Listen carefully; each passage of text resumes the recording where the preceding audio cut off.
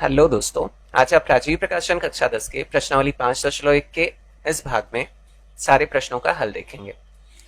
प्रश्नों को हल करने से पहले हम समझ लेते हैं कि समांतर श्रेणी क्या होता है, प्रथम पद क्या होता है, सार्वंतर क्या होता है और एनमा पद क्या होता है। तो ध्यान से देखिएगा, और अभी तक अगर आपने चैनल को सब्सक्राइब नहीं किया है तो सब्सक्राइब जरूर से करिए और अपने दोस्तों के साथ भी ज्यादा से ज्यादा शेयर करिए। तो चलिए एक उदाहरण लेते हैं। मान लेते हैं कि कोई श्रेणी दिया है 2, 5, 8, 11, ऐसे प्रकार से आगे भी। अब यह जो दी गई श्रेणी है वो समांतर श्रेणी है या नहीं, इसे कौन तय करेगा? सार्वंतर तय करता है। सार्वंतर को हम स्मॉल डी से डिनोट करते हैं। सार्वंतर का अर्थ होता है सभी पदों का अंतर, सभी लगातार पदों का अंतर।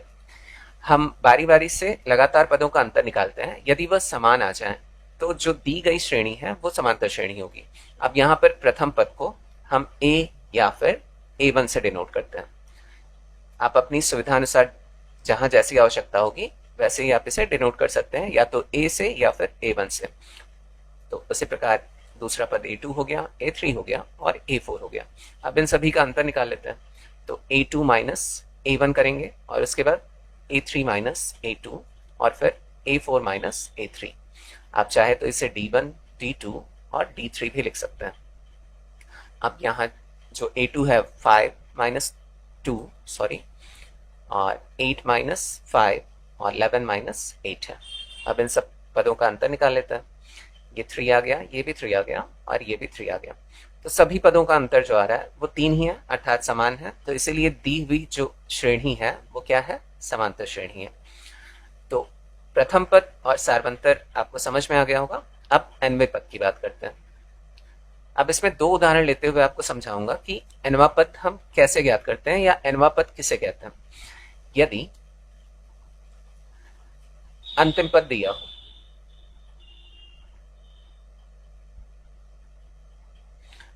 अब यहां एक वर्ड आ रहा है अंतिम पद। अंतिम पद को हम हमेशा डिनोट करते हैं एन से या फिर स्मॉल एल से। ठीक है, तो कहीं भी अगर एन आएगा या स्मॉल एल आएगा तो आप समझ जाइएगा कि यह अंतिम पद की बात हो रही है। अब इसी श्रेणी का उदाहरण लेते हैं और इसमें अंतिम पद हम मान लेते हैं 11 को। ठीक है, तो इसके लिए फॉर्मूला होता है A N is equal to A plus N minus 1 into D. अब देखिए, यदि अंतिम पद दिया हो तो एनवा एन जो है वो हमें बताएगा कि श्रेणी में टोटल कितने पद हैं। ठीक है, अब ये जब सॉल्व करूंगा तो आपको क्लियरली समझ में आ जाएगा। तो यहां अंतिम पद 11 को हमने लिया है। अब ए हमें पता है, प्रथम पद है 2 धन एन हमें नहीं पता है -1 इंटू डी हमने ज्ञात किया है 3 है।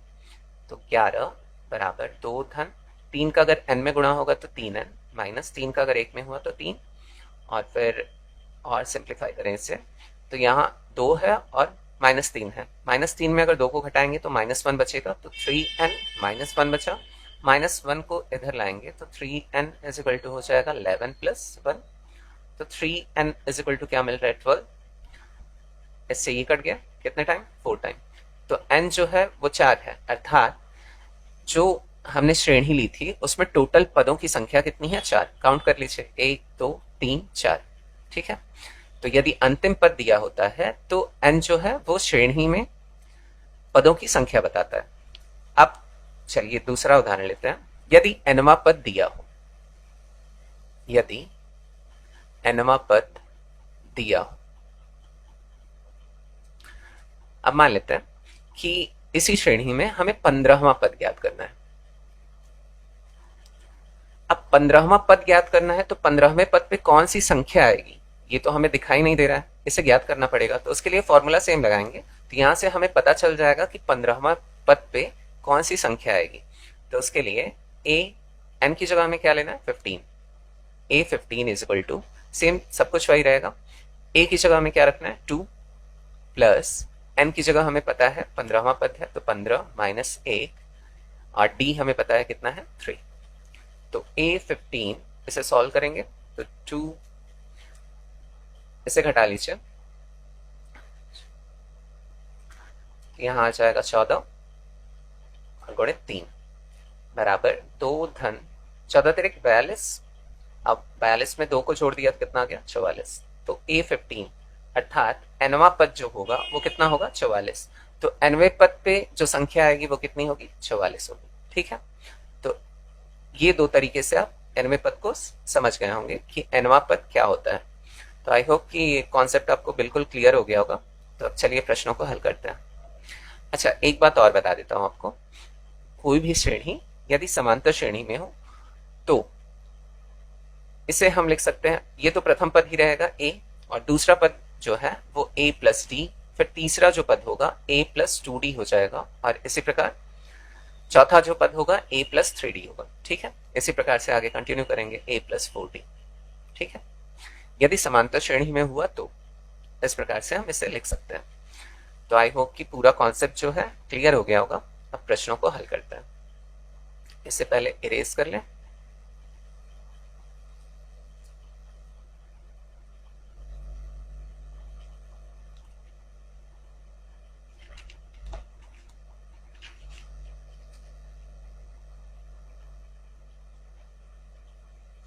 अब जो पहला प्रश्न है, निम्नलिखित में से प्रत्येक समांतर श्रेणी के लिए प्रथम पद a तथा सारवंतर d लिखिए। तो ये तो बड़ा आसान है।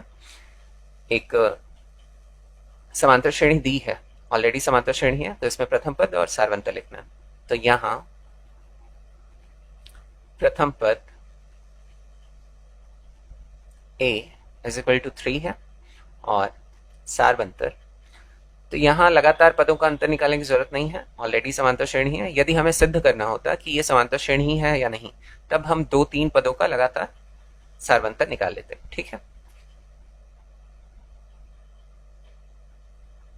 d इज इक्वल टू -2 और फिर -3, माइनस माइनस है, सेम साइन है तो जुड़ेगा, और माइनस भी उतरेगा तो -5 आ गया। तो प्रथम पद 3 है और सारवंतर -5 है। यहाँ भी प्रथम पद मैं डायरेक्ट करा रहा हूं यहाँ है। ठीक है, प्रथम पद a इज इक्वल टू 11 है और सारवंतर d is equal to 11 minus 11, लगातार दो पदों का अंतर, a2 माइनस a1 कर रहा हूं, इज इक्वल टू 0। अब चलिए अगला प्रश्न देखते हैं। यहां प्रथम पद a इज इक्वल टू 5 1/2 है। इसे सिंप्लीफाई करें तो 5 दूनी 10, 10 में 1 जुड़ेगा तो 11/2 हो जाएगा, तथा सारवंतर small d is equal to, दूसरा a2 माइनस a1 करेंगे, दूसरा पद ऋण पहला पद, तो 9 1/2 माइनस 5 1/2 इज इक्वल टू 9 दूनी 18 और 1 जुड़ेगा तो 19/2 माइनस, ये ऑलरेडी हम कर चुके हैं, इम्प्रॉपर फ्रैक्शन बनाना था इसे। यहाँ हर जो है वो बराबर है, समान है, तो एक बार उतार लेंगे, और 19 में से अगर 11 को घटाएंगे तो 8 आ जाएगा। इससे अगर डिवाइड किया तो कितना आ गया 4, तो सारवंतर 4 मिला, और जो प्रथम पद था वो कितना है 11/2। यहाँ प्रथम पद a इज इक्वल टू 0.6 तथा सारवंतर d is equal to 1.7, a2 minus a1 0.6, इसे अगर घटाया जाए तो यहाँ आ जाएगा 1.1। आप किन्हीं भी लगातार पदों का अंतर निकालिए, सेम ही आएगा। यहाँ मान लीजिए 2.8 को अगर माइनस करता हूँ 1.7 से, तो भी कितना मिलेगा 1.1 ही मिलेगा। ठीक है, अब चलिए अगला प्रश्न देख लेते हैं। दूसरा प्रश्न है, निम्नलिखित में से प्रत्येक कौन कौन समांतर श्रेणी है? यदि कोई समांतर श्रेणी है तो सारवंतर और इनके 3 पद लिखिए। अब उसे समांतर श्रेणी सिद्ध करने के लिए हमें पहले तो सारवंतर निकालना ही होगा, तभी वो सिद्ध हो पाएगा कि समांतर श्रेणी है या नहीं। तो चलिए यहां पर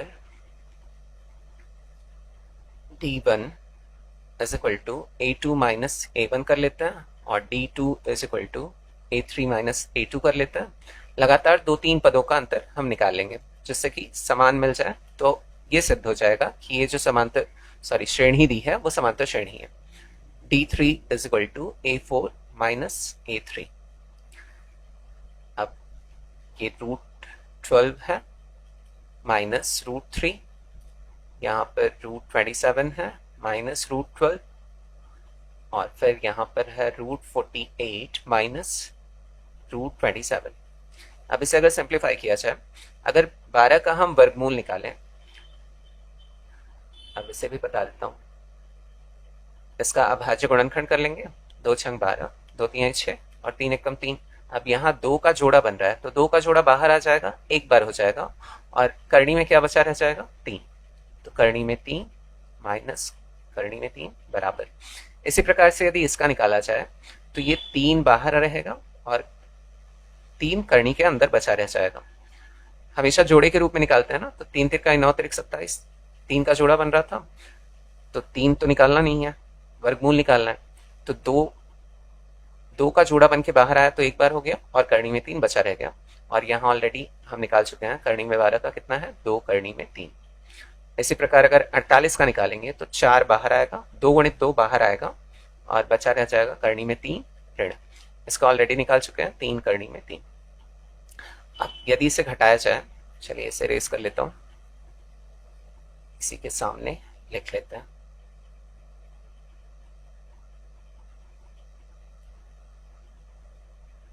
तो अगर 2 करनी में 3 से 1 करनी में 3 को निकाला जाए तो कितना बचेगा, करनी में 3 बचेगा, या 1 करनी में 3 बचेगा, या हम ऐसे भी लिख सकते हैं करनी में 3।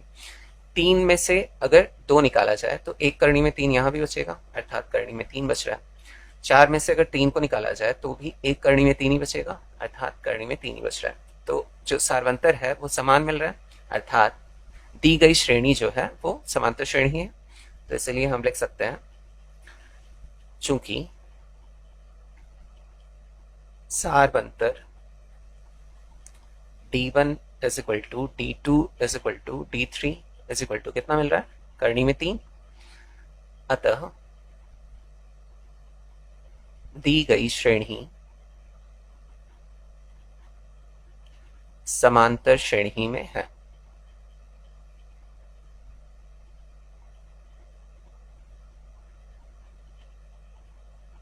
अब हमें आगे के 3 पद ज्ञात करने हैं, तो किस प्रकार से ज्ञात करेंगे। जो सबसे अंतिम पद दिया है उसमें आप एक बार डी को जोड़िए, फिर जो मिलेगा, जो उत्तर मिलेगा उसमें 2D को जोड़ दीजिए, फिर जो आगे का मिलेगा एक पद उसमें 3D को जोड़ दीजिए ना। सारवंतर को जोड़ते चलते हैं, एक बार में मतलब प्रथम बार में एक बार जोड़ेंगे, फिर द्वितीय बार में 2 बार जोड़ेंगे, और तृतीय बार में 3 बार जोड़ देंगे। तो इसी प्रकार से इसके अगले 3 पद,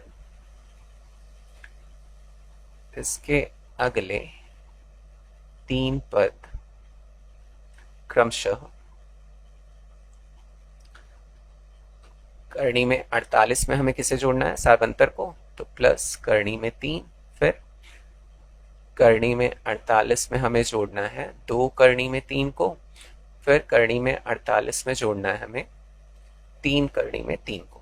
ठीक है, इसे सिंप्लीफाई करके लिखें या वैसे ही लिखते हैं, इसे हम लिख सकते हैं 4 करनी में 3, ऑलरेडी हम निकाल चुके हैं यहाँ पर ना, धन करनी में 3, और यहाँ पर 4 करनी में 3 धन 2 करनी में 3, फिर 4 करनी में 3 धन 3 करनी में 3।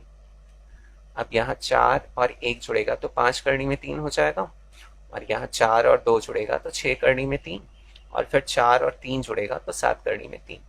अब इसे अगर और सिंप्लीफाई करके लिखना हो, अब देखिए 5 को अगर मैं अंदर भेज दूं, इसका वर्गमूल निकला है ना 5, तो अगर 5 को मैं अंदर भेज दूं करनी के, तो 5 2 बार हो जाएगा, है ना।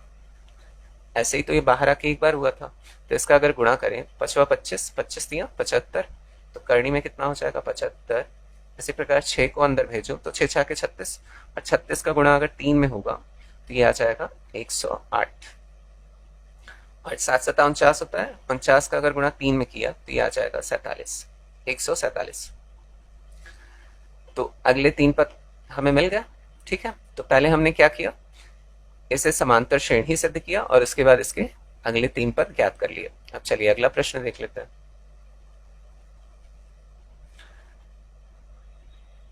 यहां पर D1 is equal to 0.33 minus 0.3, और D2 is equal to 0.333 minus 0.33। देखते हैं इनका अंतर जो है वो बराबर आता है कि नहीं। यदि 0.33 में से 0.3 को घटाऊं तो यहाँ पर मिल जाएगा 0.03, और फिर 0.333 में से 0.33 को घटाऊं तो यहाँ पर आ जाएगा 0.003। तो अलग अलग आ रहा है, समान नहीं आ रहा है, अर्थात असमान है। तो इसलिए जो दी गई श्रेणी है वो समांतर श्रेणी नहीं है। तो यहाँ पर सारवंतर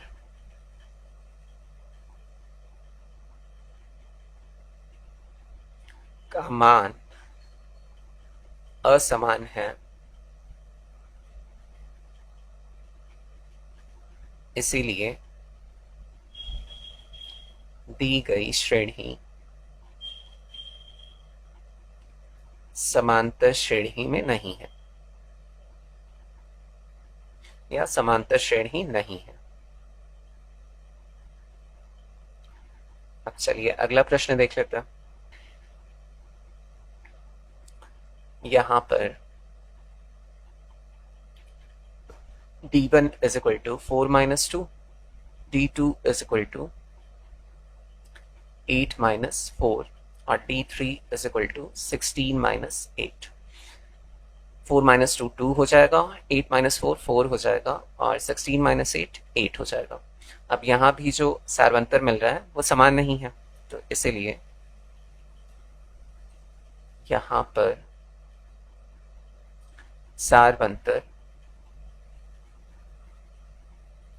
असमान है, इसीलिए दी गई श्रेणी समांतर श्रेणी नहीं है। अब चलिए अगला प्रश्न देख लेते हैं।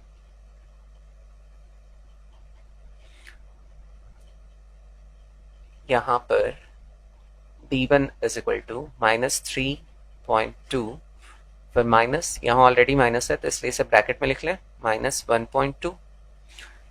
d2 is equal to -5.2, ये ऑलरेडी माइनस में है तो इसलिए ब्रैकेट में लिखेंगे -3.2। d3 is equal to -7.2, यहाँ ऑलरेडी माइनस में है इसलिए ब्रैकेट में लिखेंगे -5.2। इसे सिंप्लीफाई करें तो -3.2 माइनस माइनस का प्लस हो जाएगा 1.2 is equal to -5.2, minus minus का प्लस 3.2, और फिर -7.2 और माइनस माइनस का प्लस हो जाएगा 5.2। अब इनका अंतर निकाला जाए तो -3.2 जो है वो बड़ा है 1.2 से, तो इसलिए जो उत्तर मिलेगा वो माइनस में मिलेगा। 3.2 में से अगर 1.2 को घटाया तो -2 मिलेगा। -5.2 से अगर +3.2 घटाएंगे तो यहाँ भी -2 मिल जाएगा, और इसी प्रकार यहाँ भी -2 ही मिलेगा। तो जो सारवंतर है वो समान मिल रहा है, तो इसलिए दी गई श्रेणी समांतर श्रेणी में है। चूंकि सारवंतर d1 is equal to d2 is equal to d3 is equal to -2, इसलिए दी गई श्रेणी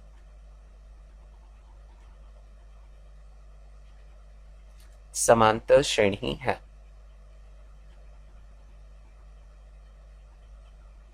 अब यदि समांतर श्रेणी है तो इसके अगले 3 पद ज्ञात करने हैं। इसके अगले 3 पद क्रमशः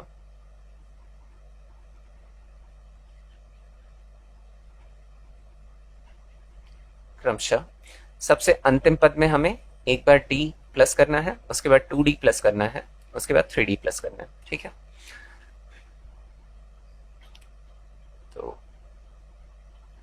-7.2 प्लस -2 करना है, सारवंतर जो है -2 है, फिर -7.2 प्लस 2 इंटू -2 करना है, 2 टाइम करना है सारवंतर का, और फिर -7.2 प्लस 3 इंटू -2। इसे सिंप्लीफाई करें तो -7.2 प्लस माइनस का माइनस हो जाएगा और 2, फिर -7.2, 2 2 ज़ा 4, और प्लस माइनस का माइनस हो गया तो यहाँ 4 आ गया, फिर -7.2 प्लस माइनस का माइनस और 3 2 ज़ा 6, माइनस माइनस सेम साइन है तो जुड़ेगा। -7.2 में अगर -2 को जोड़ूं तो -9.2 आ जाएगा, और -7.2 में अगर -4 करूं जुड़ेगा, सेम साइन है तो -11.2 आ जाएगा। और इसी प्रकार -7.2 में -6 अगर जोड़ूं, अर्थात माइनस माइनस सेम साइन है तो जुड़ेगा, यहाँ आ जाएगा -13.2। तो अगले 3 पद भी ज्ञात हो गए। अब चलिए अगले प्रश्न की तरफ बढ़ते हैं।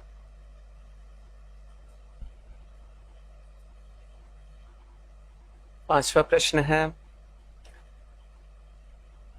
a² 3² 5² 7²। तो यहाँ पर d1 इज इक्वल टू 3 का स्क्वायर माइनस 1 का square, d2 is equal to 5 का स्क्वायर माइनस 3 का square, d3 is equal to 7 का स्क्वायर माइनस 5 का स्क्वायर।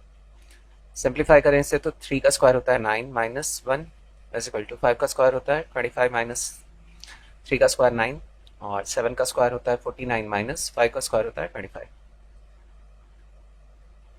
यहाँ 8 आ जाएगा और यहाँ पर 16 आ जाएगा। 49 माइनस 25 करेंगे तो 24 आ जाएगा।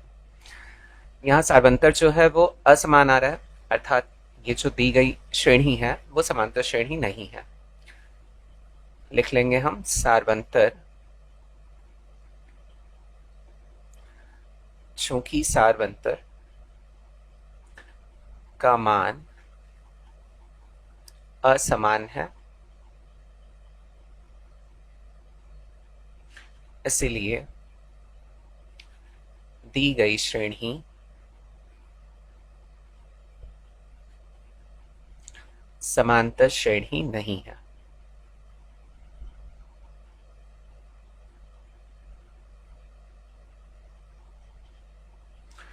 अब चलिए अगला प्रश्न देख लेते हैं।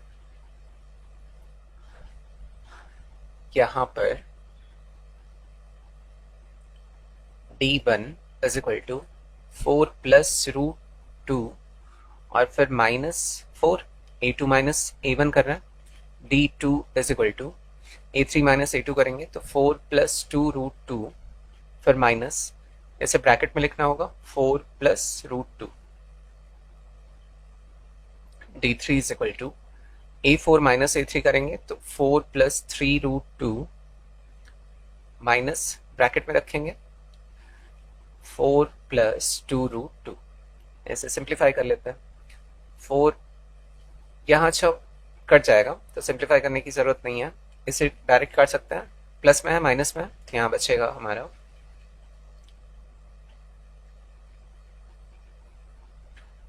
√2।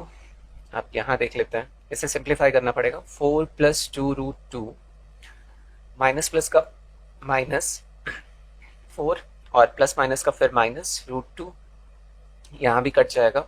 4 से 4 कट गया और 2 में से अगर 1 निकाल दिया जाए तो 1 बचता है, अर्थात 1√2, या फिर हम लिख सकते हैं √2 इज इक्वल टू, यहाँ 4 प्लस 3√2 है, प्लस माइनस का माइनस हो जाएगा 4 और प्लस माइनस का -2√2। यहाँ भी 4 से 4 कैंसिल हो गया। 3 में से अगर 2 को माइनस करेंगे तो 1 बचेगा, अर्थात 1√2 या फिर √2। यहाँ जो सार्वंतर मिल रहा है वो समान है, अर्थात दी हुई जो श्रेणी है वो समांतर श्रेणी है। तो इसीलिए हम लिख लेंगे चूंकि सार्वंतर d1 is equal to d2 is equal to d3 is equal to √2 मिल रहा है, इसलिए दी गई श्रेणी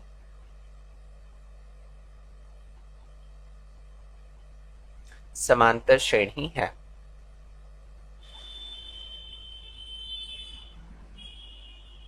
अब इसके अगले 3 पद ज्ञात करने हैं। तो सबसे जो अंतिम पद है उसमें हम एक बार डी करेंगे, फिर 2 बार डी, फिर 3 बार डी, है ना। इसके अगले 3 पद क्रमशः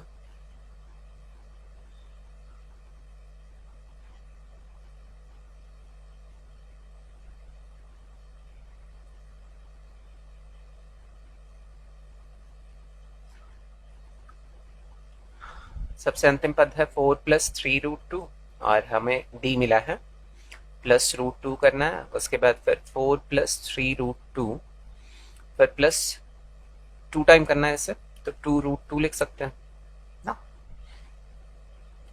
फिर 4 + 3√2 में हमें क्या करना है, +3√2 करना है। सॉरी, ये √2 है।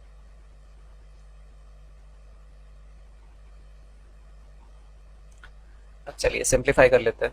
यहाँ 4 प्लस यहाँ 3√2 है और वहाँ यहाँ पर 1√2 है, दोनों प्लस होगा तो 4√2 हो जाएगा। फिर यहाँ 4 प्लस यहाँ 3√2 है और यहाँ 2√2 है, तो 3 में 2 जुड़ेगा 5 हो जाएगा 5√2। और फिर यहाँ भी भाई 4 प्लस यहाँ 3 है, यहाँ 3 है, तो जुड़ेगा तो कितना हो जाएगा 6√2। तो अगले 3 पद ज्ञात हो गए। अब चलिए अगला प्रश्न देख लेते हैं।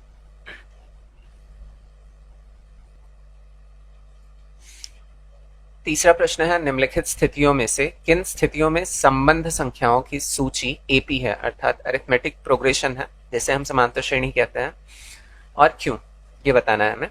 तो इसका पहला प्रश्न है, प्रत्येक किलोमीटर के बाद टैक्सी का किराया, जबकि प्रथम किलोमीटर के लिए किराया 15 रुपए है और प्रत्येक अतिरिक्त किलोमीटर के लिए किराया 8 रुपए है।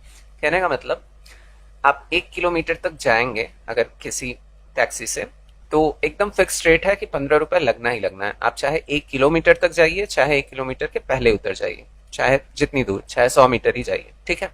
तो फिक्स रेट है कि 15 रुपए आपको देना ही है। उसके बाद जैसे ही आप आगे बढ़ेंगे 1 किलोमीटर से आगे, जो कि मीटर लगा देता है ना, वही रीड करता है, तो जैसे 1 किलोमीटर से आगे बढ़ेंगे उसके बाद से आपका 8 रुपए प्रति किलोमीटर किराए के हिसाब से जुड़ने लगेगा, ठीक है। तो फिक्स रेट है पहले के लिए 15, उसके बाद 8 जुड़ता रहेगा। तो ये समांतर श्रेणी में आता है कि नहीं, ये हमें बताना है। तो चलिए हल करते हैं इसे। प्रश्नानुसार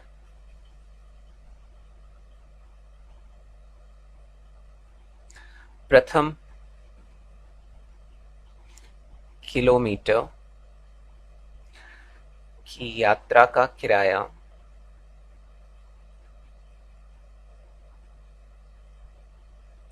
बराबर 15 रुपए है, तथा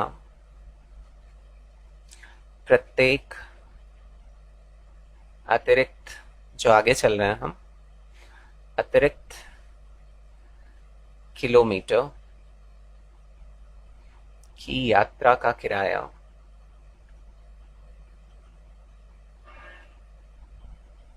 बराबर 8 रुपए है। अर्थात अगर इसे हम एक श्रेणी बनाना चाहें, 1 किलोमीटर के लिए किराया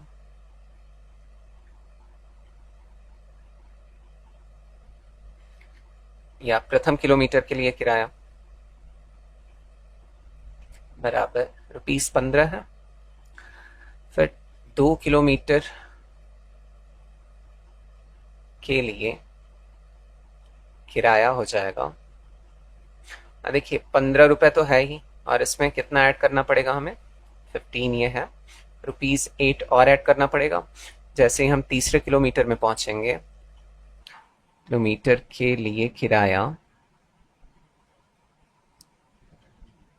यहाँ पर 15 और 8 तो है ही, एक और 8 रुपए जोड़ना पड़ेगा, 1 किलोमीटर और चल दिया हमने, तो मतलब 2 टाइम इसे ऐड करना होगा। वही बन रहा है a+d a+2d, है ना।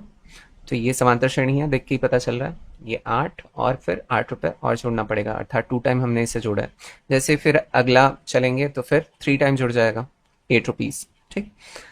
यहाँ हम लिख सकते हैं इसे, या पहला 15 है, दूसरा 15 और 8 23 है, फिर तीसरा जो आएगा 15 8 23 और 8 31, इसी प्रकार से आगे भी चलता रहेगा। यहाँ पर देख के ही पता चल रहा है कि प्रथम पद में हम अगर एक निश्चित राशि को जोड़ रहे हैं तो ही ये आगे बढ़ रहा है, अर्थात डी जो है वो समान है, 8 रुपए जोड़ रहे हैं तभी आगे बढ़ रहा है, अर्थात ये जो है वो समांतर श्रेणी में है। तो लिख सकते हैं यहाँ पर प्रत्येक अगले पद, प्रत्येक अगले पद पिछले पद में, सॉरी अगले नहीं, अगला पद लिख लीजिए, ज्यादा सही रहेगा। प्रत्येक अगला पद पिछले पद में 8 जोड़ने पर प्राप्त हो रहा है।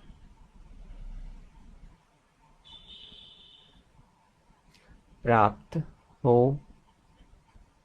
रहा है अर्थात सारवंतर D बराबर 8 मिल रहा है, समान है, अतः यह समांतर श्रेणी है। अतः यह समांतर श्रेणी है। अब चलिए अगला प्रश्न देख लेते हैं। दूसरा प्रश्न है, किसी बेलन सिलेंडर में उपस्थित हवा की मात्रा जबकि वायु निकालने वाला पंप प्रत्येक बार बेलन की शेष हवा 1/4 भाग बाहर निकाल देता है। ठीक है, जितना हवा बचता है उसका 1/4 भाग निकाल देता है, ये कह रहा है। तो पहले प्रश्न को आपको अच्छे से समझा देता हूं। मान लेते हैं कि जो बेलन में उपस्थित हवा है उसे हम आयतन भी कहते हैं, है ना। उसे मान लेते हैं x इकाई। इकाई अर्थात यूनिट, कुछ भी मान सकते हैं आप इकाई की जगह। तो x इकाई है। अब एक बार क्या हो रहा है, 1/4 इसका, इसी का 1/4 निकाल ले रहा है। तो पहला जो बनेगा वो तो x है हवा सिलेंडर में ऑलरेडी, और दूसरा जो बनेगा वो x माइनस इसी का 1/4 निकाल रहा है, तो x का 1/4 निकाल ले रहा है। फिर जो अगला बनेगा, अब इसे सॉल्व करेंगे तो जो मिलेगा उसमें का 1/4 निकाल रहा है। तो इसे सॉल्व कर लीजिए, x और यहाँ क्या आ जाएगा, x/4 आएगा। तो अगर इसे घटाएंगे तो 3x/4 आएगा। अब इसी का 1/4 फिर से निकाल ले रहा है, 3x/4 का 1/4। ठीक, अब इसी प्रकार आगे भी बढ़ता रहेगा।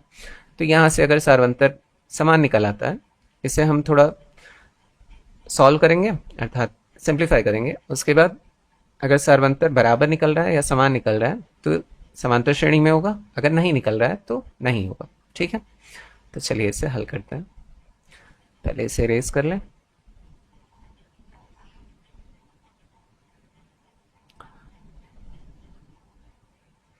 माना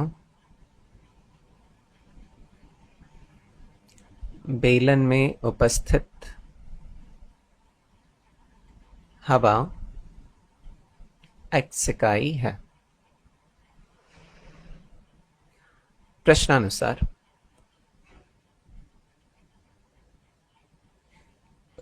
जो श्रेणी मिलेगा वो होगा x कॉमा, जैसा कि मैंने बताया, x माइनस x का 1/4।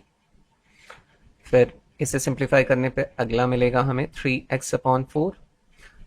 अब इसका भी 1/4 निकल जा रहा है हवा, तो यहां से 1/4। इसे अगर सिंप्लीफाई करें, चाहे तो आगे भी बढ़ा सकते हैं, थोड़ा और कैलकुलेशन लंबा हो जाएगा, तो इतने पे ही छोड़ देते हैं। अब यहाँ से x कॉमा, यहाँ x/4 है, 4 का x में मल्टीप्लाई किया तो 4x हो जाएगा, और 4x में से अगर एक x निकाल देंगे तो कितना बचेगा, 3x/4, जो कि हमने यहाँ ऑलरेडी लिखा है। और फिर अगर इसे सिंप्लीफाई करूँ तो इसे थोड़ा सॉल्व कर लेते हैं। तो यहाँ 3x/4 है, माइनस 3x का अगर 1 में मल्टीप्लाई होगा तो 3x, और नीचे कितना आ जाएगा, 4 4 16। इससे एक बार और सिंप्लीफाई कर सकते हैं, 3x/4, इन दोनों का एलसीएम लीजिए तो 16 आएगा, और 4 4 16 और 4 3 12x माइनस 16 1 16, और 1 का अगर मल्टीप्लाई 3 से किया तो 3x ऊपर आ जाएगा। 3x/4 कॉमा 12 में से 3 को निकाल दिया तो 9x/16। अब ये डिवाइड तो होगा नहीं, इतने पे ही रहेगा। अब यहाँ से सारवंतर निकाल सकते हैं हम। ठीक है, ये आगे भी चल रहा है। अब d1 is equal to a2 minus a1 करते हैं, तो a2 जो है वो 3x/4 माइनस x हो जाएगा, और d2 is equal to a3 minus a2 करते हैं तो 9x/16 माइनस 3x/4 हो जाएगा। अब यहाँ से देखते हैं, 4 का मल्टीप्लाई x के साथ होगा तो 3x माइनस 4x पूरे पे अपॉन 4 हो जाएगा। 4 में से 3 को निकाला, माइनस बड़ा है तो माइनस 1x, क्या चलिए 1x से लिख लेते हैं, अपॉन 4 आएगा। और यहाँ पर 16 आ जाएगा आपका एलसीएम, और 16 1 16, 1 9 9x, minus 4 4 16, 4 3 12, 12x। Is equal to, अब यहाँ पर अगर घटाया जाए तो 9 माइनस 12 करेंगे तो माइनस जो है वो बड़े अंक के साथ है, इसलिए माइनस 3x/16 यहाँ से मिल जाएगा। अब जो सार्वंतर मिल रहा है वो समान नहीं है, अर्थात जो दी गई श्रेणी है, जो इस क्वेश्चन से श्रेणी बन रही है, वो समांतर श्रेणी नहीं है। तो हम लिख लेंगे चूंकि सार्वंतर समान नहीं है, इसीलिए दी गई श्रेणी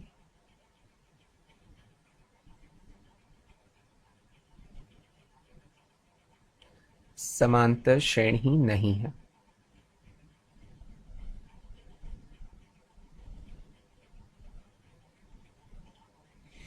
अब चलिए अगला प्रश्न हल कर लेता हैं। तीसरा प्रश्न है, प्रत्येक मीटर की खुदाई के बाद एक कुआं खोदने में आई लागत, जबकि प्रथम मीटर खुदाई की लागत 150 रुपए है और बाद में प्रत्येक मीटर खुदाई की लागत 50 रुपए बढ़ती जाती है। जैसा कि पहला प्रश्न हमने इसका हल किया था वैसा ही है ये भी। जो प्रथम मीटर खुदाई की लागत है वो 150 रुपए फिक्स्ड है और उसके बाद प्रत्येक अतिरिक्त जो हम मीटर खुदाई करेंगे उसके लिए लागत 50 रुपए बढ़ती जाएगी। अर्थात दूसरे मीटर के लिए जैसे ही खुदाई स्टार्ट करेंगे 200 रुपए हमें देना पड़ेगा, उसके बाद तीसरे मीटर के लिए 50 रुपए और जुड़ जाएगा तो 250 रुपए देना पड़ेगा। ठीक है, तो चलिए इसे हल करते हैं। प्रश्नानुसार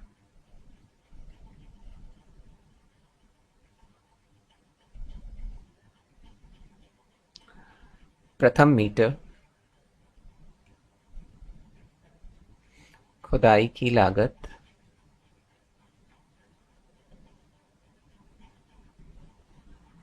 बराबर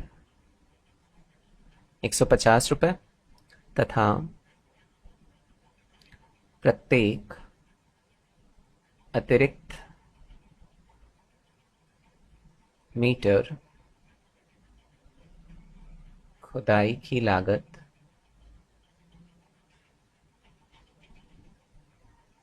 बराबर 50 रुपए। अर्थात हम लिख सकते हैं पहले मीटर या प्रथम मीटर खुदाई की लागत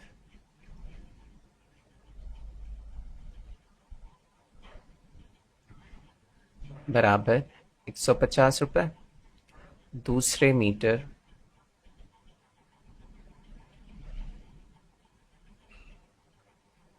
खुदाई की लागत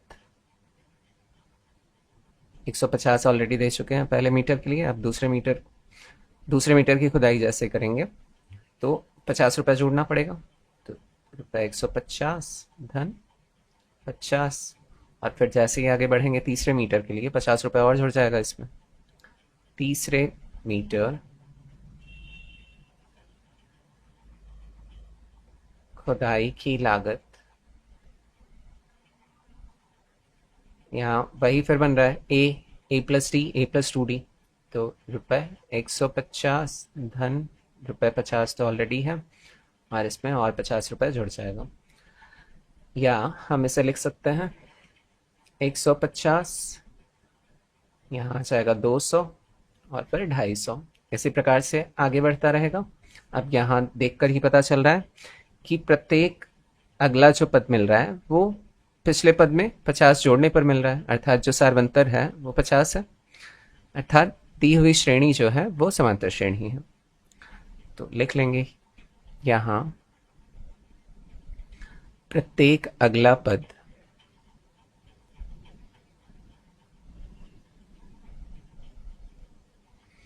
पिछले पद में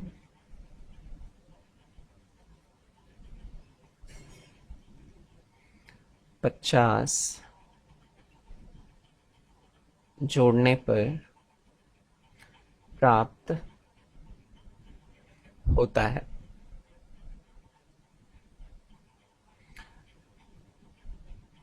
अर्थात सार्वंतर बराबर 50, इसीलिए यह समांतर श्रेणी है।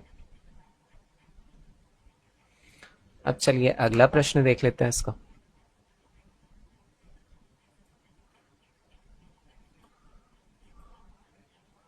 चौथा प्रश्न है, खाते में प्रत्येक वर्ष का मिश्र धन जबकि 10,000 की राशि 8% वार्षिक की दर से चक्रवृद्धि ब्याज पर जमा की जाती है। देखिए, चक्रवृद्धि ब्याज पे अगर हम समांतर श्रेणी खोजने जाएं तो समांतर श्रेणी में नहीं होगा। जो श्रेणी मिलेगी वो कभी भी समांतर श्रेणी नहीं होगा, ये आपको पहले ही बता दे रहा हूं मैं। यदि हम साधारण ब्याज पे देखने जाएं तो वहां पर आपको समांतर श्रेणी मिल जाएगी। ठीक है, तो ये आप खुद से चेक कर लीजिएगा। अब आपको तो पता ही होगा, आपने पढ़ा होगा इसका फॉर्मूला, मैं बता देता हूँ। चक्रवृद्धि ब्याज के लिए जो हम फॉर्मूला लगाते हैं, एक तो हम सिंपल इंटरेस्ट अर्थात साधारण ब्याज की सहायता से भी चक्रवृद्धि ब्याज ज्ञात कर सकते हैं, वो फार्मूला यूज करते हुए भी। उसका फॉर्मूला होता है SI is equal to PRT upon 100, जहां SI सिंपल इंटरेस्ट है, P जो है प्रिंसिपल अर्थात मूलधन है, R जो है रेट ऑफ इंटरेस्ट या जो दर दी होती है वार्षिक दर वो है, और T जो है टाइम होता है अर्थात समय।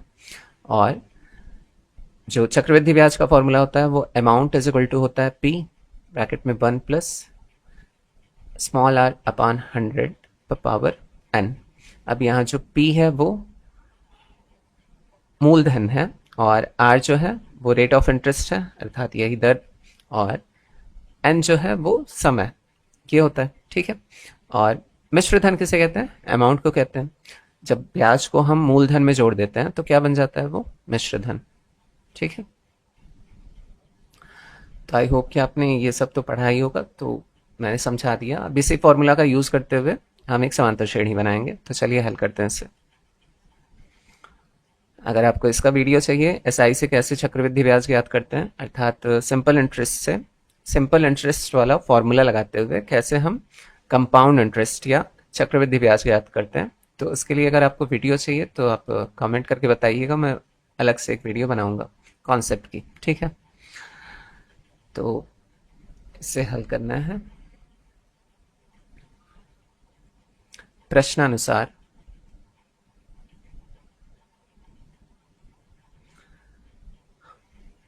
पहले वर्ष दूसरे वर्ष तीसरे वर्ष डॉट डॉट डॉट आदि खाते में जमा धनराशि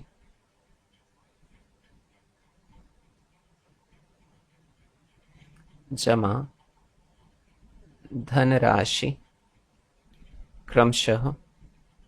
देखिए, पहले साल के लिए तो इतना ही अमाउंट जमा होगा जितना SI के लिए होता है, सेम मतलब सेम अमाउंट जमा होगा पहले वर्ष के लिए।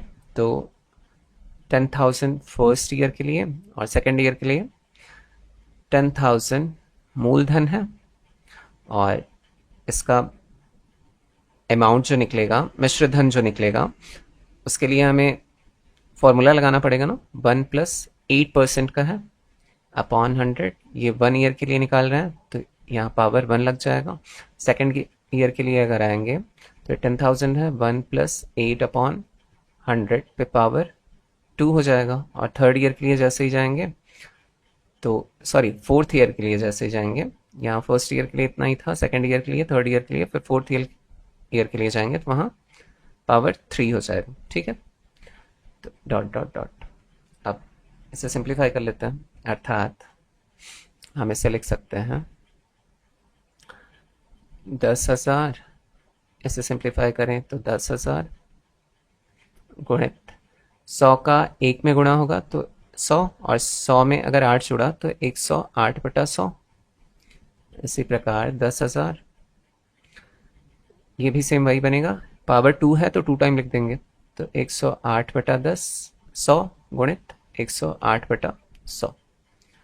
इसे और सिंप्लीफाई कर सकते हैं तो कर लें, तो ये आ जाएगा हमारा 10,000, और ये 2 0 से 2 0 कट जाएगा, मल्टीप्लाई करेंगे तो ये आ जाएगा 10,800। और इसे अगर सिंप्लीफाई करें, 2 0 से 2 0 कैंसिल, यहाँ नीचे रहेगा और कुछ, हाँ, 20 से 20 पे कैंसिल हो जाएगा। 108 में अगर 108 का गुणा करेंगे तो ये मिलेगा 11,664। अब यहाँ से देख के ही पता चल रहा है कि सार्वंतर जो होगा वो क्या होगा, समान नहीं आएगा, है ना। तो ये श्रेणी मिली है हमें। अब देखिए एक बात फिर से आपको समझा देता हूँ। जो अमाउंट है, अमाउंट पे अगर पहले वर्ष का ब्याज निकालते हैं तो चक्रवृद्धि ब्याज और साधारण ब्याज हमेशा समान होती है। अगर आप सिंपल इंटरेस्ट के फॉर्मूले से भी पहले साल के लिए अगर निकालेंगे ब्याज तो यही राशि आएगी 10,800, और चक्रवृद्धि ब्याज भी 10,800 ही। तो फर्स्ट ईयर के लिए क्या होता है, सेम ही होता है दोनों का ब्याज। सेकेंड ईयर से अलग हो जाता है क्योंकि अमाउंट जो है, जो प्रिंसिपल अमाउंट है वो चेंज हो जाता है। तो चलिए, यहाँ तो खैर इस प्रश्न को हल करना है, मैं बार बार आपको वहीं घसीट के ले जा रहा हूँ। तो यहाँ D1 is equal to A2 minus A1 करेंगे तो 10,800 ऋण 10,000, और D2 इज इक्वल टू 11,664 ऋण 10,800। अब इनका अगर अंतर निकाला जाए तो यहाँ आपको मिलेगा 800 और यहाँ पर मिल जाएगा 864, जो कि समान नहीं है। अर्थात लिख सकते हैं चूंकि सार्वंतर समान नहीं है, इसीलिए दी गई श्रेणी या यह श्रेणी समांतर श्रेणी नहीं है। आप ऐसा भी लिख सकते हैं, समांतर श्रेणी नहीं है। तो ये प्रश्न भी हल हो गया। अब चलिए अगले प्रश्न की तरफ बढ़ते हैं।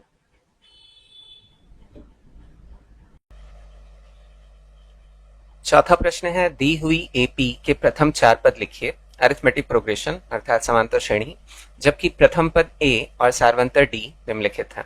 यहाँ पर प्रथम पद दिया है और सार्वंतर दिया है, इसी की सहायता से हमें प्रथम 4 पद लिखना है।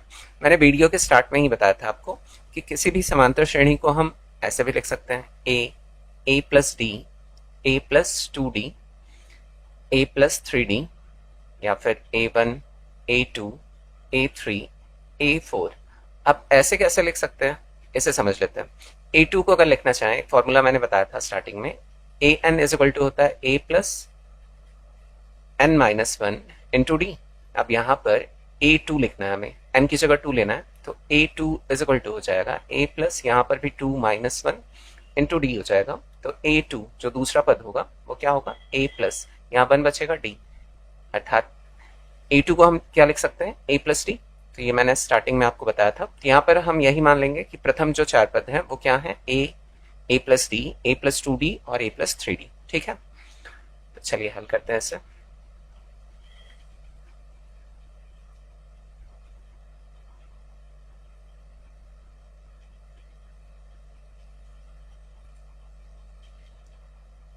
माना समांतर श्रेणी के प्रथम 4 पद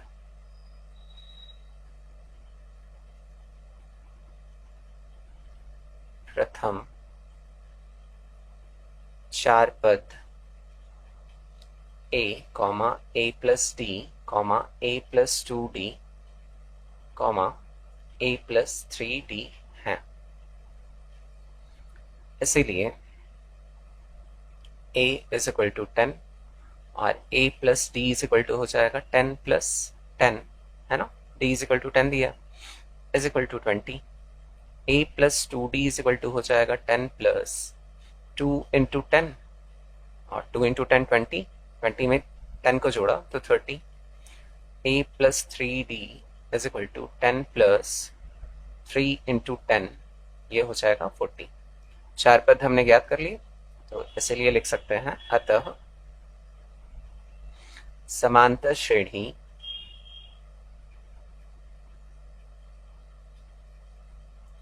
प्रथम 4 पद क्रमशः 10, 20, 30 और 40 हैं। ये प्रश्न हल हो गया। अब चलिए अगले प्रश्न की तरफ बढ़ते हैं। यहाँ प्रथम पद दिया है -2 और जो सार्वंतर दिया है वो 0 है। तो यहां भी वही करेंगे, माना समांतर श्रेणी के प्रथम 4 पद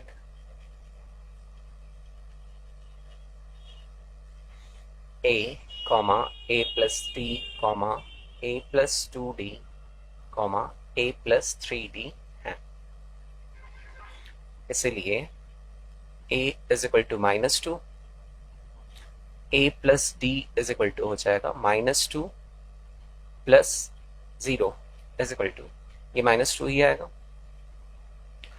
और फिर a plus 2d is equal to -2 plus 2 into 0 is equal to, ये पूरा 0 हो जाएगा। -2 में अगर 0 को जोड़ेंगे तो -2 ही आएगा। a plus 3d is equal to -2 plus 3 into 0, ये पूरा 0 हो जाएगा, फिर -2 ही बचेगा। तो सारे पद कितने आ रहे हैं? -2 -2 -2 और -2। अब हमने ज्ञात कर लिया है तो लिख सकते हैं, अतः समांतर श्रेणी के प्रथम 4 पद क्रमशः -2, -2, -2 और -2 है। यह प्रश्न भी हल हो गया। अब चलिए अगले प्रश्न की तरफ बढ़ते हैं। अब मैं स्टेटमेंट नहीं लिखवा रहा हूँ, डायरेक्ट हल कर रहा हूँ, ठीक है। आप लिख लीजिएगा खुद से कि माना समांतर श्रेणी के प्रथम 4 पद जो भी है a plus d, a plus 2d और a प्लस 3d है, ठीक है। तो यहाँ डायरेक्ट हल कर रहा हूँ मैं। यहाँ जो प्रथम पद है वो 4 है और सार्वंतर जो है वो -3 है। तो a is equal to 4, a plus d is equal to 4 plus, ये माइनस में है तो इसलिए ब्रैकेट में रखेंगे, 4 प्लस माइनस का माइनस हो जाएगा और घटाएंगे तो 1 आ जाएगा। a plus 2d is equal to 4 plus 2 into -3 is equal to 4 plus minus का माइनस, 2 3 6, यहाँ घटाएंगे तो -2 मिल जाएगा हमें। a plus 3d is equal to 4 plus 3 into -3 is equal to 4 plus minus का माइनस हो जाएगा और 3 3 9, इसे घटाएंगे, माइनस जो है वो बड़ा है तो इसलिए -5 मिल जाएगा। 4 पद हमने ज्ञात कर लिए हैं, हम लिख देते हैं, अतः समांतर श्रेणी के प्रथम 4 पद क्रमशः 4 है, फिर 1, -2 और -5 है। अब चलिए अगले प्रश्न की तरफ बढ़ते हैं। यहाँ जो प्रथम पद है वो -1 है और सार्वंतर जो है वो 1/2 है। तो सीधे हल कर रहा हूं इसे भी मैं। यहाँ a is equal to -1, a plus d is equal to -1 plus 1/2। इसे सिंप्लीफाई करें तो 2 का गुणा 1 के साथ होगा तो -2 और धन 1 पूरे पे बटा 2 हो जाएगा। इसे सिंप्लीफाई करें, -2 में से अगर 1 को निकालेंगे तो माइनस में बचेगा, क्योंकि माइनस जो है बड़े अंक के साथ है तो -1/2। और फिर a plus 2d is equal to -1 plus 2 into 1/2। यहाँ 2 से 2 कैंसिल हो जाएगा, -1। चलिए एक स्टेप और कर लेते हैं, यहाँ -1 है और यहाँ +1 है, दोनों कैंसिल हो जाएगा, 0 बचेगा। a plus 3d is equal to -1 into plus 3 into 1/2 is equal to -1 plus 3/2। 3 का मल्टीप्लाई 1 के साथ हो गया, अब 2 का मल्टीप्लाई यहाँ करेंगे तो -2 प्लस 3 अपॉन पूरे पे /2 हो जाएगा। अब -2 प्लस 3 करेंगे तो यहाँ +1 बचेगा, क्योंकि प्लस जो है वो बड़े अंक के साथ है, /2। तो 4 पद हमने ज्ञात कर लिए हैं। तो लिख सकते हैं अतः समांतर श्रेणी के प्रथम चार पद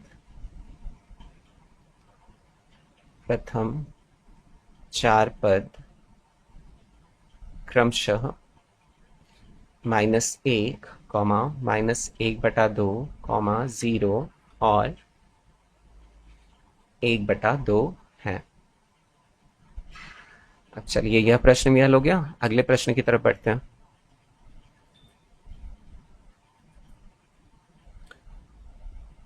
पांचवें प्रश्न में प्रथम पद जो है वो -1.25 है और सार्वंतर जो है वो -0.25 है। अब इसे भी वैसे ही हल करते हैं।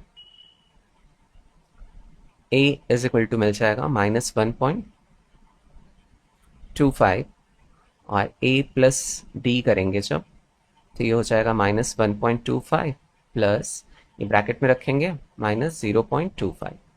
एक स्टेप और सिंप्लीफाई करें तो -1.25 प्लस माइनस का माइनस हो जाएगा 0.25। सेम साइन है तो जुड़ेगा माइनस माइनस, जब जोड़ेंगे तो ये 25 से 25 जुड़ जाएगा, ये माइनस में 1.50 आ जाएगा। और फिर a प्लस 2d करते हैं is equal to -1.25 plus 2 into -0.25 is equal to -1.25 है। और 2 का गुणा अगर इसमें करेंगे तो ये कन्वर्ट हो जाएगा प्लस माइनस का माइनस और ये आ जाएगा 0.50। अब इसे यदि जोड़ा जाए, सेम साइन है तो जुड़ेगा और माइनस भी उतरेगा, तो ये आ जाएगा 1.75। और फिर a प्लस 3d जब करेंगे तो -1.25 plus 3 into -0.25 is equal to -1.25 plus minus का माइनस, और इसका गुणा अगर इसमें करेंगे हम तो ये आ जाएगा 0.75। और यदि इसे जोड़ा जाए तो ये आएगा, सेम साइन है तो जुड़ेगा, तो -2.00, या सिर्फ हम -2 ही लिख सकते हैं। अब चार पद हमने ज्ञात कर लिया है तो लिख सकते हैं अतः समांतर श्रेणी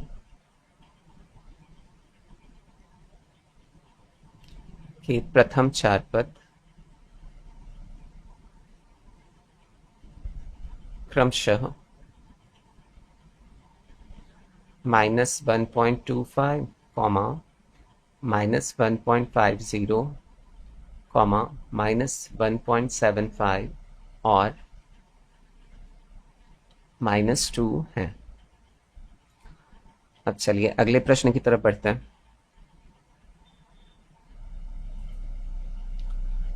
पांचवा प्रश्न है, निम्नलिखित में से प्रत्येक अरिथमेटिक प्रोग्रेशन के लिए प्रथम पद तथा सार्वंतर लिखिए। यहाँ एक समांतर श्रेणी दिया हुआ है और इसका हमें प्रथम पद और सार्वंतर लिखना है। तो बड़ा सिंपल है। प्रथम पद जैसे हम स्मॉल a से डिनोट करते हैं वो पहला पद हो जाएगा 3। सार्वंतर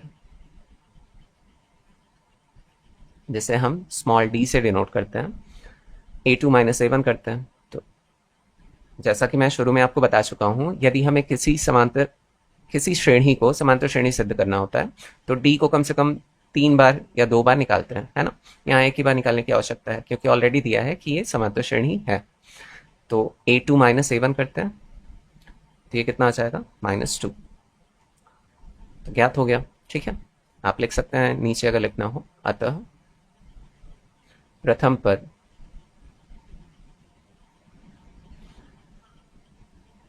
तीन और सार्वंतर -2 है। चलिए इसे भी हल करते हैं। यहां प्रथम पद जो है a इज इक्वल टू -5 दिया है, सार्वंतर small d is equal to -1 और फिर माइनस। आप ये माइनस में इसलिए ब्रैकेट में रख लेंगे। एक स्टेप और सिंप्लीफाई किया तो -1 माइनस माइनस का प्लस हो जाएगा। अब +5 में अगर -1 करेंगे तो हमें कितना मिलेगा, 4। तो इसका भी ज्ञात हो गया। चलिए अगले प्रश्न पे पढ़ते हैं। यहाँ प्रथम पद जो है वो है 1/3 और सारवंतर जो है यहाँ a लिख लीजिएगा, यहाँ small d is equal to 5/3 minus 1/3। हर समान है तो एक बार लिखेंगे और 5 में से 1 निकाला तो 4। तो प्रथम पद a मिल गया हमें 1/3 और सारवंतर जो है वो 4/3। यहाँ प्रथम पद a बराबर दिया है 0.6 और सारवंतर स्मॉल d बराबर 1.7 ऋण 0.6। इसे घटाएं अगर तो 1.1 मिल जाएगा हमें। तो इसका भी उत्तर हो गया। अब चलिए अगला प्रश्न देख लेते हैं। छठवां प्रश्न है, जांच कीजिए कि अनुक्रम 13, 10, 7, 4 समांतर श्रेणी है या नहीं। अब इसकी जांच कर लेते हैं। यदि हम सारवंतर निकालें, लगातार 2-3 पदों का निकाल लें और वो समान आ जाए तो समांतर श्रेणी है, अगर नहीं आएगा सारवंतर समान तो समांतर श्रेणी नहीं है। बस यही करना है इसमें। तो चलिए हल करते हैं इसे।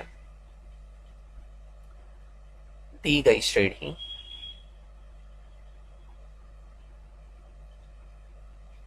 तेरह, 10, 7, 4 डॉट डॉट डॉट है। यहाँ D1 is equal to A2 minus A1 करते हैं। आप चाहे A2 माइनस A1 लिखिए मत, ऐसे ही डायरेक्ट लिख लीजिए। तो क्या करेंगे, 10 ऋण 13 बराबर यहाँ आ जाएगा -3 और फिर D2 यहाँ पर करेंगे हम A3 minus A2 is equal to A3 है 7 माइनस 10 इज इक्वल टू यहाँ भी -3 मिलेगा और D3 इज इक्वल टू करते हैं A4 माइनस A3। A4 जो है वो 4 है और A3 जो है वो 7 है। -7 + 4 करेंगे तो -3 मिलेगा, अर्थात जो सारवंतर है वो समान मिल रहा है। तो हम कह सकते हैं कि ये क्या है, समांतर श्रेणी है। चूंकि D1 is equal to D2 is equal to D3 is equal to -3, इसीलिए दी गई श्रेणी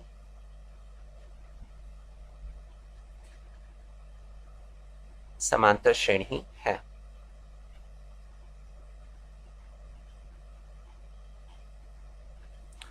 अब चलिए अगला प्रश्न हल कर लेते हैं।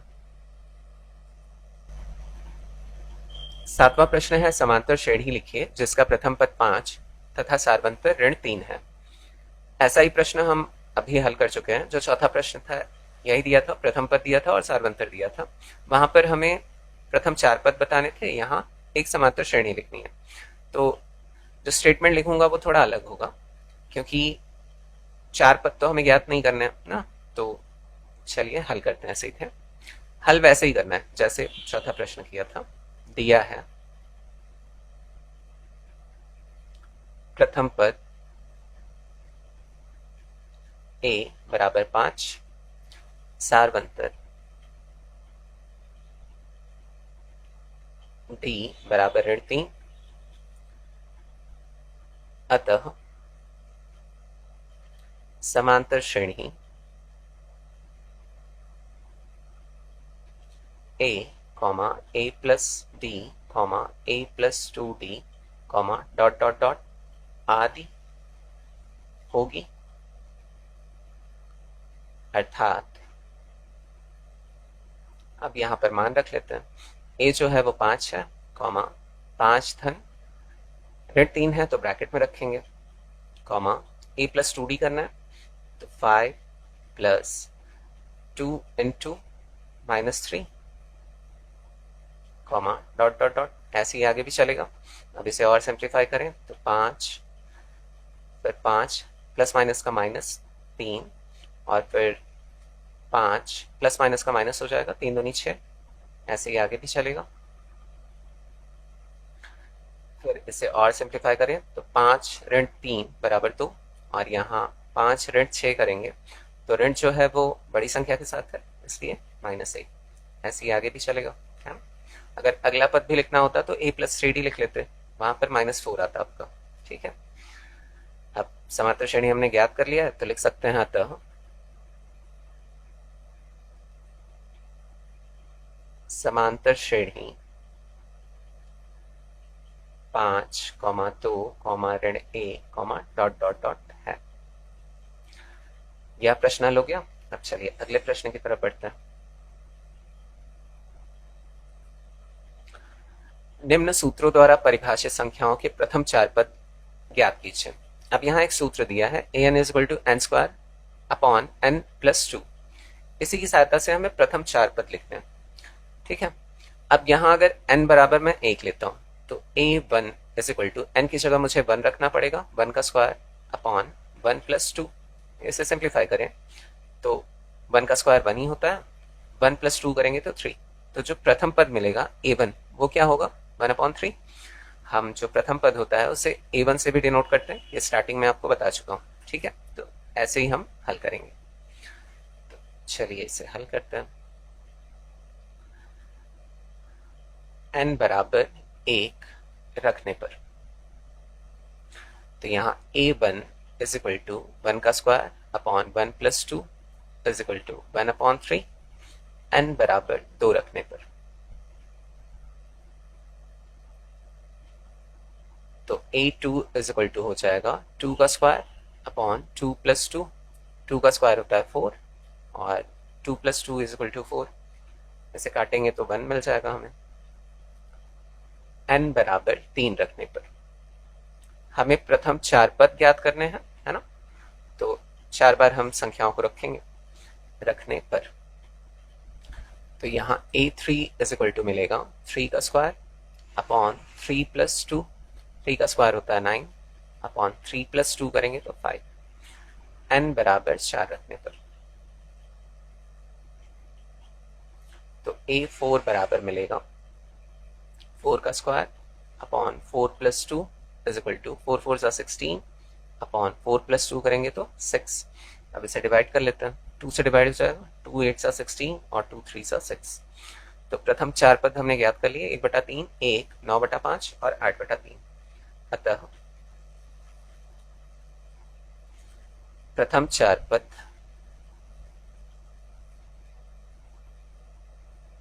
क्रमशः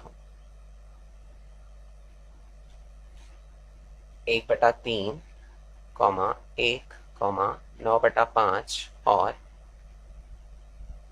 8/3 है। अब यहां भी सेम वही करना है, n बराबर 1 रखने पर, या इसे आप ऐसे भी लिख सकते हैं यदि n बराबर 1। ठीक है, चाहे n बराबर 1 रखने पर या यदि n बराबर 1। तो यहाँ a1 इज इक्वल टू 2 पे पावर 1 इज इक्वल टू 2 मिलेगा, n बराबर 2 रखने पर तो a2 इज इक्वल टू 2 पे पावर 2 इज इक्वल टू 2 पे पावर 2 4 होता है, n बराबर 3 रखने पर तो यहाँ a3 इज इक्वल टू 2 पे पावर 3 और 2 पे पावर 3 8 होता है, n बराबर 4 रखने पर तो a4 इज इक्वल टू 2 पे पावर 4 और 2 पे पावर 4 जो होता है वो 16 होता है। अब हमने 4 पद ज्ञात कर लिए हैं तो लिख लेते हैं। अतः प्रथम 4 पद क्रमशः 2, 4, 4, 8 और 16 हैं। अब चलिए अगला प्रश्न देख लेते हैं। an is equal to n upon n plus 1 है, n बराबर 1 रखने पर तो a1 is equal to 1 upon 1 plus 1 is equal to 1/2 हो जाएगा, n बराबर 2 रखने पर a2 is equal to 2/2 plus 1 is equal to 2/3, n बराबर 3 रखने पर तो a3 is equal to 3/3 plus 1 is equal to 3/4, n बराबर 4 रखने पर। तो a4 is equal to 4/4 plus 1 is equal to 4/5। 4 पद हमने ज्ञात कर लिए हैं, तो लिख लेते हैं। अतः प्रथम 4 पद क्रमशः 1/2, 2/3, 3/4 और 4/5 है। अब यहां भी n बराबर 1 रखने पर, तो a1 is equal to 2 into 1 -5/2। ऐसे सिंप्लीफाई करें, 2 1 2, -5/2, -5 में +2 घटाएंगे तो माइनस जो है वो बड़े अंक के साथ है, इसलिए -3/2 और n बराबर 2 रखने पर, तो a2 is equal to 2 into 2 -5/2, 2 2 4, -5/2, इसे घटाएंगे तो -1/2 मिल जाएगा, n बराबर 3 रखने पर, तो a3 is equal to 2 into 3 -5/2 is equal to 2 3 6, -5/2 is equal to 6 -5 करेंगे तो 1 मिलेगा, 1/2, n बराबर 4 रखने पर, तो a4 is equal to 2 into 4 -5/2, 2 4 8 -5/2 is equal to 8 -5 करेंगे तो हमें 3/2 मिल जाएगा। तो प्रथम 4 पद हमने ज्ञात कर लिया, तो लिख सकते हैं। अतः प्रथम 4 पद क्रमशः -3/2, -1/2, 1/2 और 3/2 है। अब चलिए अगला प्रश्न देख लेते हैं। 9वां प्रश्न है, k का मान ज्ञात कीजिए ताकि k² + 4k + 8, 2k² + 3k + 6, 3k² + 4k + 4 किसी समांतर श्रेणी के 3 क्रमागत पद हो। हमें k का मान ज्ञात करना है। अब पता है कि ये समांतर श्रेणी के 3 क्रमागत पद हैं, तो इनका जो सारवंतर निकलेगा वो बराबर होगा और उसी की सहायता से हम k की वैल्यू फाइंड कर लेंगे। ठीक है, मान लेते हैं, एक उदाहरण देता हूं। मान लीजिए इसकी जगह 1, 2 और 3 ये दिया होता, तो इसका जो सारवंतर निकलेगा वो बराबर निकलेगा। अर्थात अगर निकालना चाहूं, d1 इज इक्वल टू 2 - 1 होगा और d2 इज इक्वल टू क्या होगा, 3 - 2 होगा, जो कि 1 ही आएगा, है ना। अर्थात d1 is equal to d2, और यहीं पर मान रखकर हम जो सारवंतर निकलेगा उसका मान रखकर आसानी से निकाल सकते हैं k का मान। तो ऐसे ही हल करना है इसे। तो चलिए हल करते हैं। चूंकि k² + 4k + 8, 2k² + 3k + 6, 3k² + 4k + 4 समांतर श्रेणी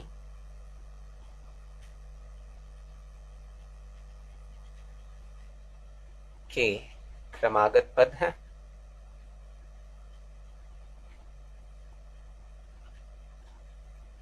इसीलिए d1 is equal to d2 लिख सकते हैं।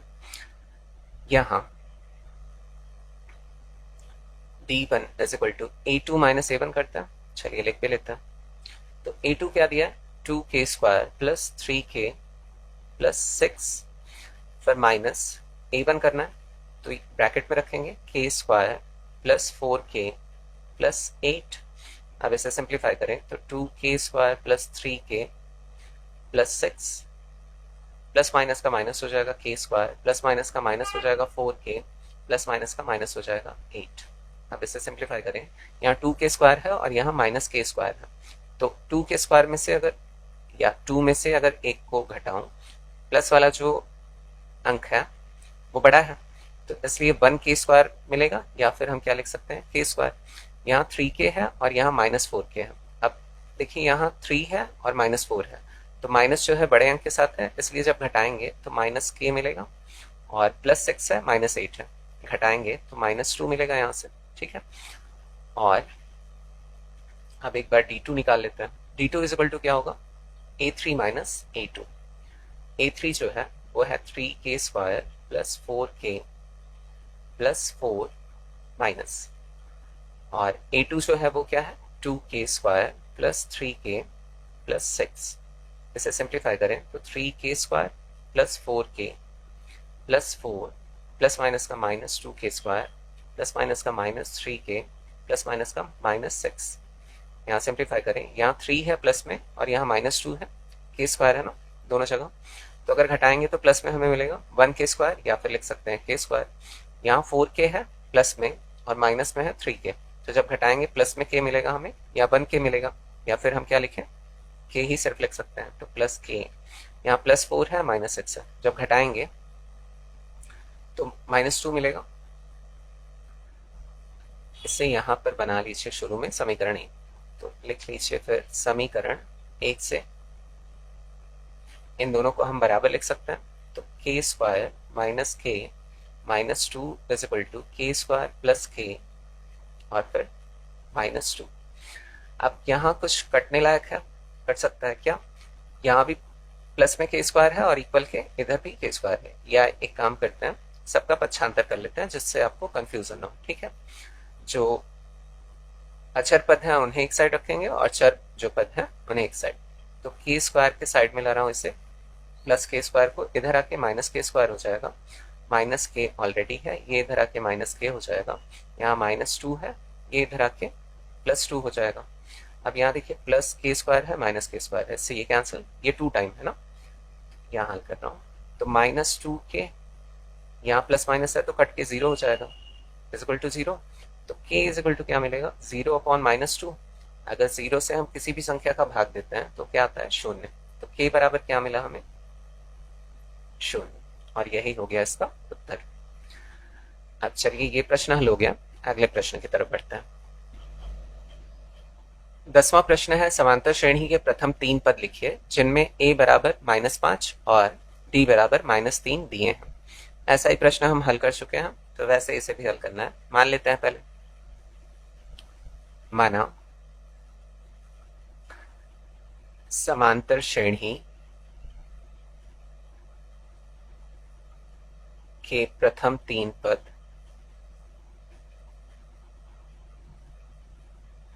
a, a plus d, a plus 2d, तीन ही पद हमें ज्ञात करने हैं, तो बस इतना ही लिखेंगे, हैं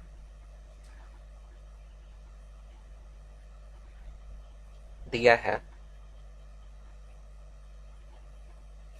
a इज इक्वल टू -5 और d इज इक्वल टू -3।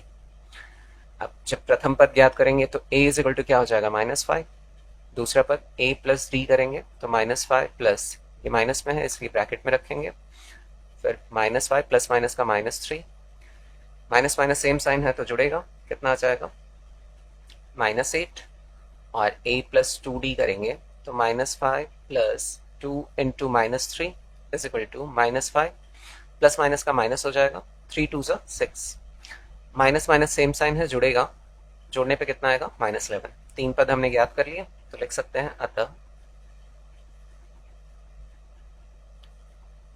समांतर श्रेणी के प्रथम 3 पद क्रमशः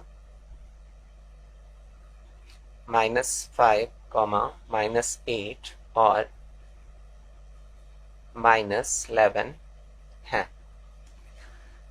ये प्रश्न हल हो गया। अब चलिए अगले प्रश्न की तरफ बढ़ते हैं।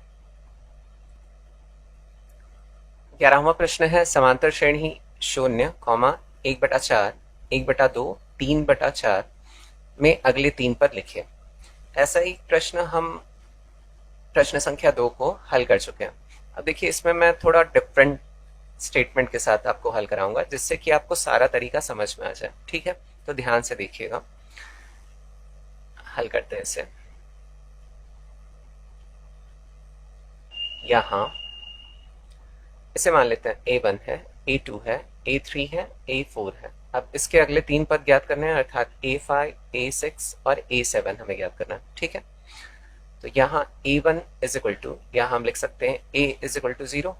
मैंने जैसा शुरू में ही आपको बताया था, प्रथम पद को हम A1 या A से डिनोट करते हैं।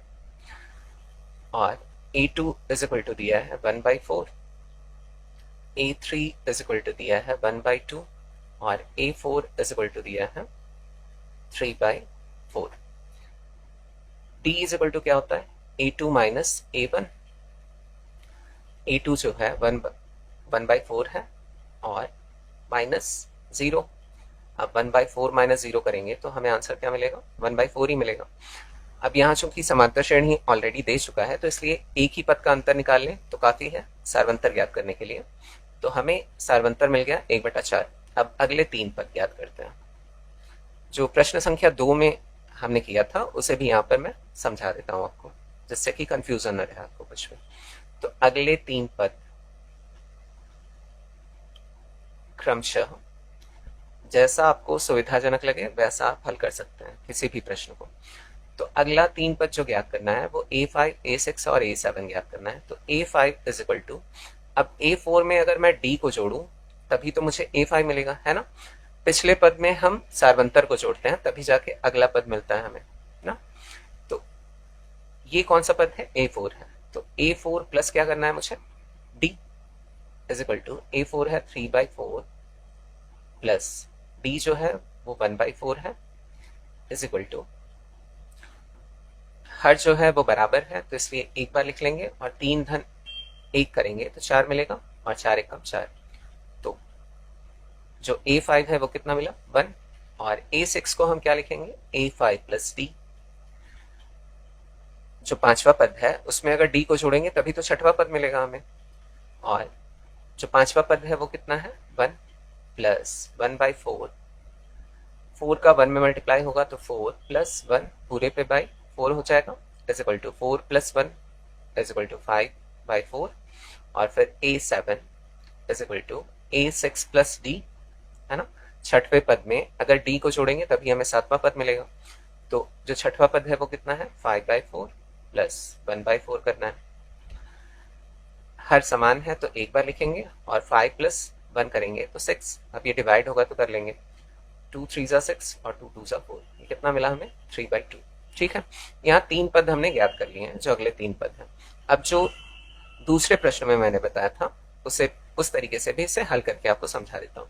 जो अंतिम पद दिया था उसमें हम क्या कर रहे थे, D को जोड़ रहे थे। तो यहाँ अंतिम पद अर्थात A प्लस D कर रहे थे, उसके बाद A प्लस 2D कर रहे थे, फिर A प्लस 3D कर रहे थे। तो यहाँ भी वही करके देख लेते हैं, आंसर आता ही नहीं। यहाँ प्रथम पद हम किसे मान रहे हैं, 3/4 को। इसके अगले ही पद तो हमें 3 ज्ञात करने हैं। ठीक है, तो यहाँ A 3/4 प्लस यहाँ 1/4 करेंगे तो भी हमें एक ही मिलेगा, है ना, यही मिलेगा। और फिर 3/4 A प्लस 2 इंटू 1/4 करना है, यहाँ 2 2 जा 4, ये कट जाएगा तो कितना मिला, 3/4 प्लस 1/2। इसे सिंप्लीफाई करें तो यहाँ अगर एलसीएम लेंगे तो 4 मिलेगा, 4 एकम 4 और फिर 1 तिहाई 3, फिर धन 2 दूनी 4, 2 एकम 2। तो यहाँ देखिए 5/4 ही मिलेगा ना। 3 धन 2 करेंगे तो 5/4। और फिर A प्लस 3D अगर करें, नीचे कर रहा हूँ, यहाँ थोड़ा जगह नहीं था ना। तो ये है 3/4 प्लस 3 इंटू 1/4 करना है हमें। इसे हम लिख सकते हैं 3/4 प्लस 3 का अगर 1 में मल्टीप्लाई हुआ तो 3/4 इज इक्वल टू, अब हर जो है वो बराबर है, ऊपर के नंबर्स जुड़ जाएंगे। तो यही सेम आया 6/4 और इसे डिवाइड करेंगे तो कितना आ गया, 3/2। यही आ रहा है ना, 3/2। तो जो 3 पद आप चाहे जिस तरीके से हल कर सकते हैं, आंसर सेम आना है। तो मैंने आपको दोनों तरीका बता दिया, जैसा आपको सुविधाजनक लगे वैसे आप हल कर सकते हैं। अब हम लिख सकते हैं, अतः समांतर श्रेणी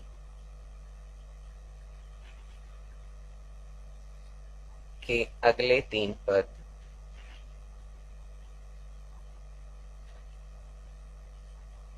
क्रमशः 1, 5/4 और 3/2 है। अब चलिए आज के आखिरी प्रश्न की तरफ बढ़ते हैं।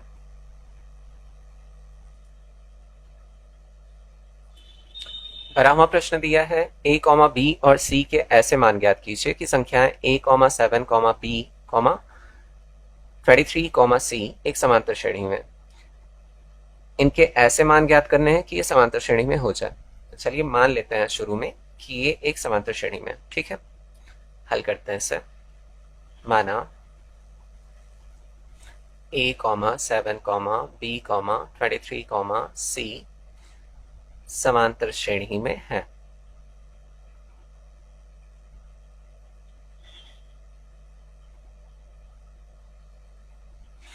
यदि ये समांतर श्रेणी में है तो इनका जो सार्वंतर होगा वो बराबर होगा।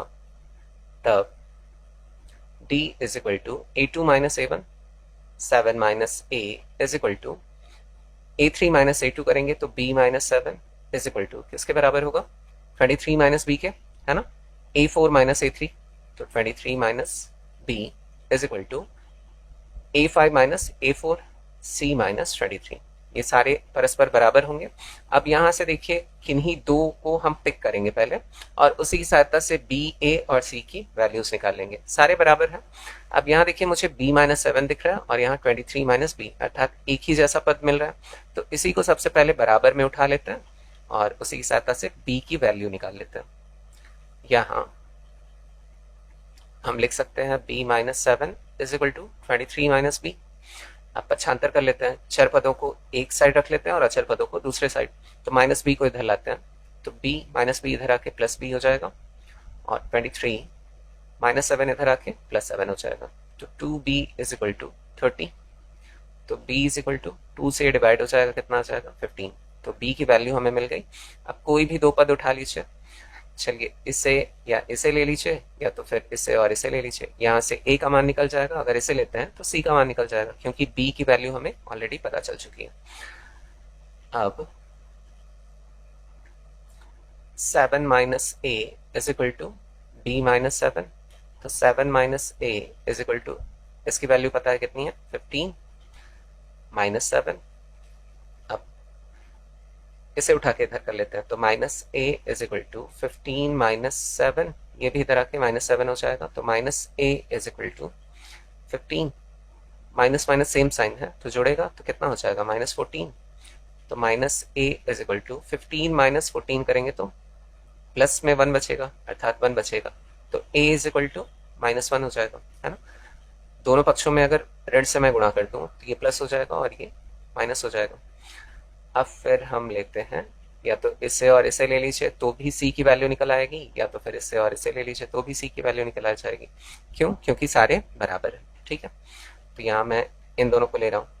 23 पुनः 23 minus b is equal to c minus 23। तो 23 minus 15 is equal to c minus 23। 23 में अगर 15 को घटाएंगे तो हमें मिल जाएगा 8 बराबर c माइनस 23। इसे उठा के इधर करते हैं तो c बराबर, ये इधर आके प्लस में हो जाएगा 8 plus 23। c is equal to 8 plus 23 करेंगे तो ये 31 मिल जाएगा। तो a, b और c के मान हमने ज्ञात कर लिए, अर्थात a, b, c कि ये वैल्यूज अगर इसमें रखी जाए तो ये एक समांतर श्रेणी में होगा। तो आप रख कर चेक कर सकते हैं, ठीक है, समांतर श्रेणी मिलेगा। क्योंकि ऑलरेडी हम यहाँ निकाल चुके हैं तो कोई ज़रूरत तो है नहीं, लेकिन अगर आपको चेक करना हो तो आप कर सकते हैं, ठीक है। और फिर आप सारवंतर निकालिएगा, बराबर मिलेगा सबके लिए। अतः a बराबर ऋण 1, b बराबर 15 और c बराबर 31 के लिए a, 7, b, 23, c एक समांतर श्रेणी में है।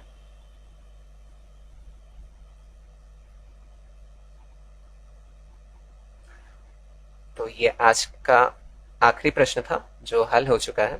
तो आज के लिए बस इतना ही। अभी आपको राइट साइड में प्लेलिस्ट मिलेगा क्लास 10th का, जो राजीव प्रकाशन का है वो प्ले लिस्ट मिल जाएगा। आप यहाँ से क्लिक करके सारे जो वीडियोस हैं जितने भी मैंने अपलोड किए हैं क्लास 10 के लिए वो मिल जाएंगे, और लेफ्ट साइड पे सब्सक्राइब का बटन मिलेगा। तो अभी तक आपने सब्सक्राइब नहीं किया है तो सब्सक्राइब जरूर से करिएगा। तो आज के लिए बस इतना ही, फिर मिलते हैं नेक्स्ट वीडियो में। Thanks for watching, take care, bye bye.